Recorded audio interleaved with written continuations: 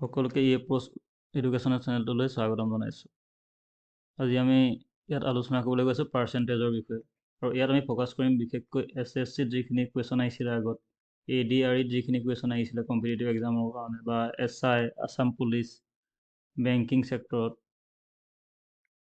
এই আটাইখিনি কুৱেশ্যন ইয়াত আমি আলোচনা কৰিবলৈ যাম। আৰু এই পাৰ্চেণ্টেজ, এই ভিডিঅ'টো এটা এনেকুৱা ভিডিঅ' হ'ব, আৰু যিহেতু আমাৰ সকলোৰে ধৈৰ্য নাথাকে যে 3 ঘণ্টা 4 ঘণ্টা একেৰাহে ভিডিঅ' চাম, সেইটো কাৰণে এই ভিডিঅ'টো পাৰ্টকৈ বনাম।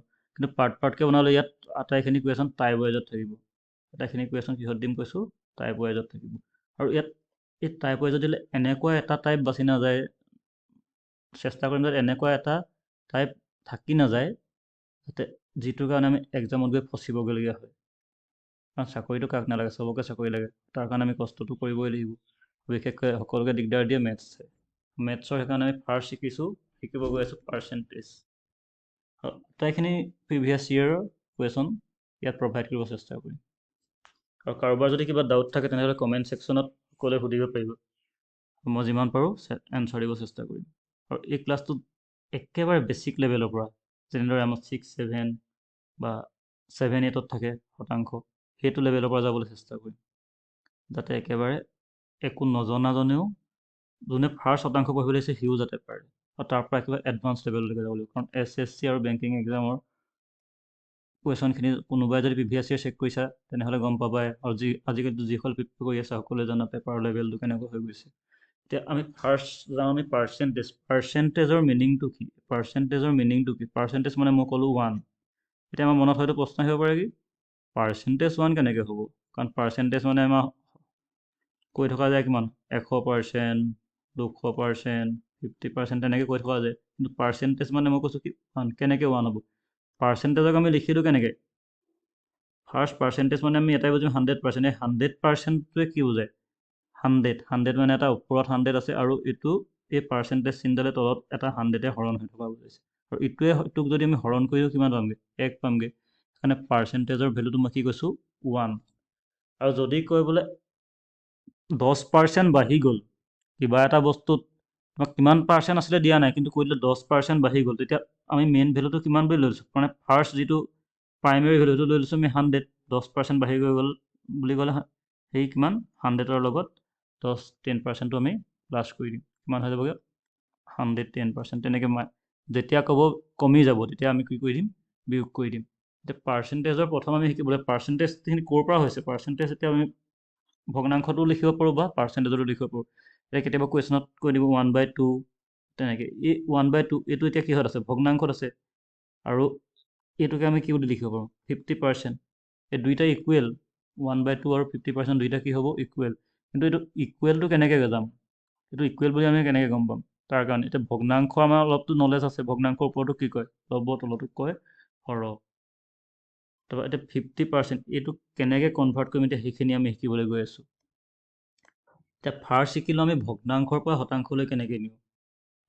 শতাংশলৈ নিবলৈ এটা বস্তু মন কৰিব, সদায় শতাংশলৈ নিবলৈ 100%ৰে পূৰণ কৰি দিবা। যিটো ভগ্নাংশ দিয়ে তাক 100%ৰে পূৰণ কৰি দিবা। আৰু যেতিয়া আমাৰ শতাংশত থাকে তাক ভগ্নাংশলৈ নিবলৈ 100ৰে আমি তলত হৰণ কৰি দিম। তাক এক্সাম্পলৰ সহায়ত চালে আমি ভালকৈ বুজিব পাৰিম। এতিয়া এক্সাম্পল লৈছোঁ 1/4। 1/4ক এইটো কিহত আছে? ভগ্নাংশত আছে। 1/4 কিহত আছে? ভগ্নাংশত আছে।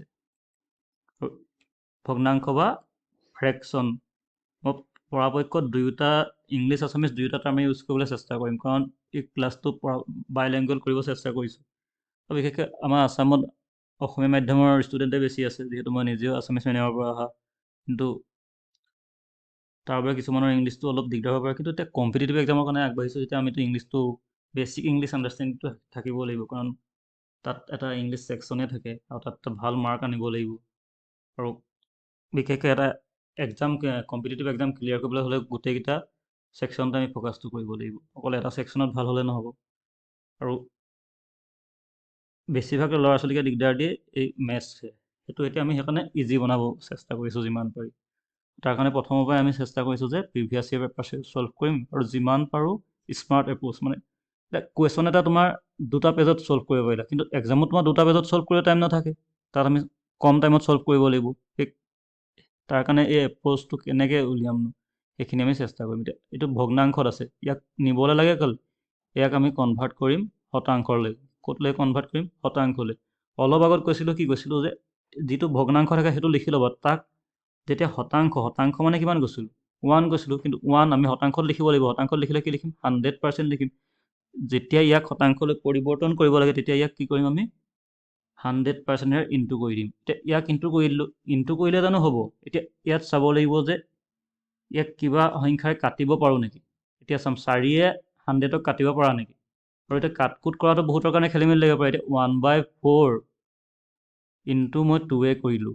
এই দুটাক আমি কেনেকৈ বুজিম? এই 2ৰ তলত একো নাই মানে কি আছে? 1। আৰু ভগ্নাংশ আমি পূৰণ হৰণ কৰি কি দেখিছোঁ? তলৰখিনি বেলেগকৈ আৰু ওপৰখিনি বেলেগকৈ হৰণ কৰোঁ। তলৰখিনি কিমান আছে? 4 পূৰণ 1, 4। ওপৰখিনি বেলেগকৈ কৰা 2। তেনেকৈ এইটো কৰিলোঁ নাই? তেনেদৰে এইটো কৰিম। 1/4 আছে ইনটু 100%। 1/4 লগত 100%। এতিয়া এই 4টো ক'ত আছে? তলত। আৰু 100টো ক'ত আছে? ওপৰত। 4য়ে 100ক কাটিব পাৰোঁ নেকি, বা 4য়ে 100ক হৰণ যায় নেকি, আমি এতিয়া সেইটো চাম। এতিয়া 4য়ে কেনেকৈ কাটিম? 4, 25, 100। আৰু আমাৰ টেবুল 1ৰ ঘৰৰ পৰা 20 ঘৰলৈকে একদম কম্পালচৰি। এতিয়া পৰাপক্ষত যিমান পাৰা 30লৈকে নিবলৈ চাবা। স্কোৱাৰখিনিও 30লৈকে চেষ্টা কৰিবা। 30 to 30, 50 তেনেকুৱা লাগে। কিউবখিনি 20 মানলৈকে কৰিলে মানে এনাফ। সেইখিনি আমি এপ্লাই কৰি থাকিলে হৈ যাব। এতিয়া পাৰ্চেণ্টেজটো 1/4 কিমান পাব? 20, 25%। তেনেদৰে কনভাৰ্ট কৰিলোঁ। এতিয়া নেক্সট যদি আমি কনভাৰ্ট কৰিবলৈ যাওঁ, তোমাক যদি দি দিলে 1/20 দি দিলে, 1/20 কেনেকৈ কনভাৰ্ট কৰিম? 1/20 কনভাৰ্ট কৰিম আমি একেই 100% ইনটু কৰি দিম। 1/20 দিছে, তাক 100% ইনটু কৰি দিম। এতিয়া কাটকুট যাব নেকি চোৱা। লাষ্টত 0, 0 থাকিলে কাটি দিব পৰা, কাটি দিয়া। 2ৰ লগত কি ইনটু কৰিলে? 10। 2, 5 × 10। তেতিয়া কিমান থাকিলে? 5%। কিমান থাকিলেগৈ? 5%। তেতিয়াহ'লে 1/20। এতিয়া আমাৰ 1/4 দিয়াৰ লগে লগে এক্সামত আমাৰ উলিয়াই থাকিবলৈ টাইম নাথাকে যে এইটো 25% হ'ব। 1/4 হোৱাৰ লগে লগে আমি গম পাব লাগিব যে এইটো 25%ৰ কথা কৈছে। বা যেতিয়া 25% বুলি দি দিব, আৰু বিশেষকৈ আমাৰ পাৰ্চেণ্টেজত যিটো দি দিব, শতাংশত দি দিব, সেইটো আমি ভগ্নাংশলৈ নি লোৱাটো আমাৰ বেছি দৰকাৰী হ'ব। কাৰণ এই ভগ্নাংশৰ সহায়তে আমি বেছিখিনি কুৱেশ্যন ছল্ভ কৰিবলৈ চেষ্টা কৰিম। তেনেদৰে এতিয়া 20% দি দিলে, 20% বুলি যেতিয়া দি দিলে, 20% দি দিলে কিমান হ'ব? 20% দি দিলে 1/5 হ'ব। কিন্তু কেনেকৈ গম পালোঁ এইটো? এতিয়া এইটোত ক'লেই নিছিলা, শতাংশলৈ নিওঁতে 100ৰে পূৰণ কৰিছিলা। তেতিয়া এইটো কিহত আছে? শতাংশ। ভগ্নাংশলৈ আনিলোঁ, কি কৰিম? 20 আছিলে, আৰু এই চিনডাল মানে কি কৈছোঁ? তলত 100 তাৰে হৰণ হৈ থকা বুজায়। এতিয়া কাটকুট কৰি দিয়া। 20 × 20, 20 + 1। এতিয়া প্ৰথম ভগ্নাংশৰ পৰা শতাংশলৈ কেনেকৈ নিলোঁ? তাৰপৰা শতাংশৰ পৰা ভগ্নাংশলৈ কেনেকৈ নিলোঁ? 2টাই শিকিছোঁ। এতিয়া নেক্সট আৰু এটা এক্সাম্পল যদি মই দিবলৈ যাওঁ, এতিয়া লিখি ল'লোঁ আমি কি? 1/3 আছে। 1/3 আছে। 1/3টোক যদি আমি পাৰ্চেণ্টেজলৈ নিবলৈ কয়, কেনেকৈ নিম? 1/3 ইনটু 100% লগাই দিম। আৰু এতিয়া এইটোতো কাটকুট নাযায়, আগৰকেইটা কাটকুট গৈছিলে, এইটো কাটকুট নগ'লে কি কিবা তলত কিমান আছে? 3, ওপৰত কিমান হৈ যাব? 100। পাৰ্চেণ্টেজ চিনডাল নেৰিবা। 3য়ে 100ক কি হৈ আছে? হৰণ হৈ আছে। এইটো হৰণ কৰি চাম এতিয়া কিমান হৈ যাব। 100ক 3ৰে হৰণ কৰিম। 3য়ে হৰণ কৰা, 3য়ে কিমান যাব? 3 × 3 = 9। কিমান থাকি গ'ল? 1 থাকি গ'ল। তাহলে কিমান আহি গ'ল? 0। আকৌ 3 × 3 = 9। কিমান থাকি গ'ল? 1। দশমিক বহাই দিয়া, এইখিনিত কি আহিব? 0। কাৰণ এই পূৰণ হৰণ এইখিনিতো জানা। ইয়াত 3 কিমান যাব? এফালে আহি যাব 9, আকৌ 1। এতিয়া ইয়াত তাৰমানে এটা চিমিলাৰ বস্তু এটা গৈ আছে। কি গৈ আছে? চবতে 1 থাকি গৈছে, আৰু এইফালে 10 হৈ গৈছে, 3.33কৈ গৈ আছে। তাহলে 1/3 মানে আমি কিমান লিখিব পাৰিম? 33.33%। এতিয়া আমি শিকি আছোঁ কি কেনেদৰে ফ্ৰেকশ্যন, অৰ্থাৎ ভগ্নাংশত থাকিলে শতাংশলৈ নিব পাৰি, ফ্ৰেকশ্যন টু পাৰ্চেণ্টেজ। আৰু নেক্সট এটা এক্সাম্পল দি দিলোঁ। ধৰি ল'লোঁ বস্তুটো আমাৰ কিহত আছিলে? ফ্ৰেকশ্যনত দি দিছে। 66.66 দি দিলে, পাৰ্চেণ্টেজত দিছে। ইয়াক আনিব লাগে আমি ফ্ৰেকশ্যনৰ কাৰণে। কেনেকৈ আনিম? 66.66, 66.66ক কি কৰিব লাগিব? 100ৰে ডিভাইড কৰিব লাগিব। 100ৰে কি কৰিব লাগিব? ডিভাইড কৰিব লাগিব। 100ৰে ডিভাইড কৰি পিনি ৰাখি দিলে হ'ব জানো? 100ৰে ডিভাইড কৰি ৰাখি দিলে নহ'ব। আৰু এতিয়া ইয়াৰ পৰা পইণ্ট উঠাই আমি কি কৰিব লাগিব? কাটকুট কৰিব লাগিব। আৰু 66 আৰু 66 লিখিলোঁ। আৰু পইণ্ট উঠাবলৈ কি কৰোঁ? যিফালে পইণ্ট আছে, কেইটাৰ আগত পইণ্ট আছে? 2টাৰ আগত আছে। আৰু সিমানটা 0 তাৰ অপজিটত লগাই দিয়ে। ওপৰত আছিলে তলত লগাই দিয়ে। যেতিয়া তলত থাকে ওপৰত লগাই দিয়ে।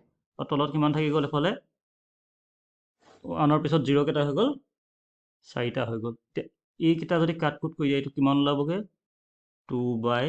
3 এতিয়া 66.66 মানে কিমান ওলাবগৈ 2/3 আৰু আমিতো এক্সামত তোমাৰ ইমানখিনি কৰি থাকিবলৈ টাইম নাথাকে এক্সামত এটা মেথছ ছল্ভ কৰি খুব বেছি টাইম হাৰ্ডলি 40 আৰু কিবা সৰুটো হ'লে 20 ছেকেণ্ডত আমি ছল্ভ কৰিব লাগিব তাৰ কাৰণে আমি এইখিনি মনত ৰাখিব লাগিব তাৰ কাৰণে মই পাৰ্চেণ্টেজ টেবুল এখন পাৰ্চেণ্টেজ টেবুল দিছোঁ আৰু এই পাৰ্চেণ্টেজ টেবুলখনত যিখিনি সচৰাচৰ আমি কমন ইউজ কৰি থাকোঁ সেইখিনি ইউজ কৰা হৈছে তেনেকৈ 1/2 মানে আমি মনত ৰাখিম কিমান 50% 1/3 মানে কি দিব 33.33ও দিব পাৰে বা 1/3ও দিব পাৰে তেতিয়াহ'লে এই পাৰ্চেণ্টেজ টেবুলখন সকলোৱে নোট কৰি ল'ব আৰু মুখস্থ কৰাটো ভাল হ'ব বাকীখিনি আমি নেক্সট পাৰ্টত কৰিবলৈ গৈ আছোঁ